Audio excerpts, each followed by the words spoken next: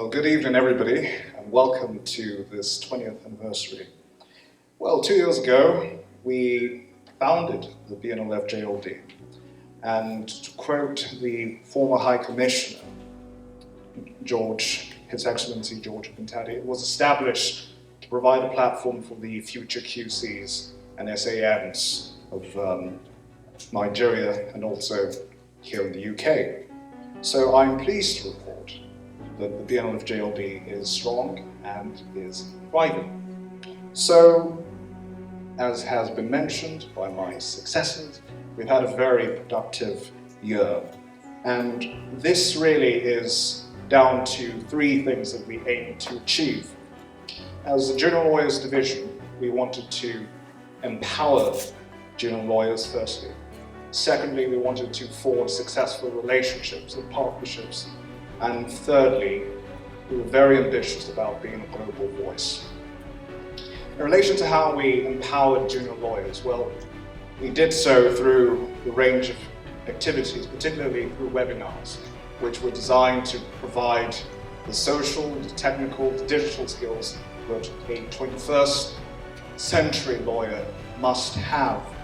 And we've been very successful in delivering different programs ranging from professional etiquette to substantive issues in law. I'm very pleased to highlight the work that you particularly spearheaded, Moji, which was an anti-harassment and bullying training that we did with this Solicitors Regulation Authority, SRA. So a big shout out to SRA for that partnership. You're going to hear a bit more about what we've done. That was largely in line with our goal to empower lawyers and people in general, because we understand that bullying and harassment is something which particularly affects junior lawyers in this profession. And unequivocally, we've made it clear that that's unacceptable and we refuse to do business as usual. So I'm grateful for that partnership that we've had. The next strand of what we did was to forge successful relationships, and we've done so through partnerships with law schools, with legal regulators, both here in the UK as well as Nigeria, with businesses. And in fact, we've even transcended to partner with the diplomatic community and international organizations and courts, like the African Union, the International Criminal Court, the International Court of Justice, etc. Which leads us to the third part of our approach, which was to be a global voice.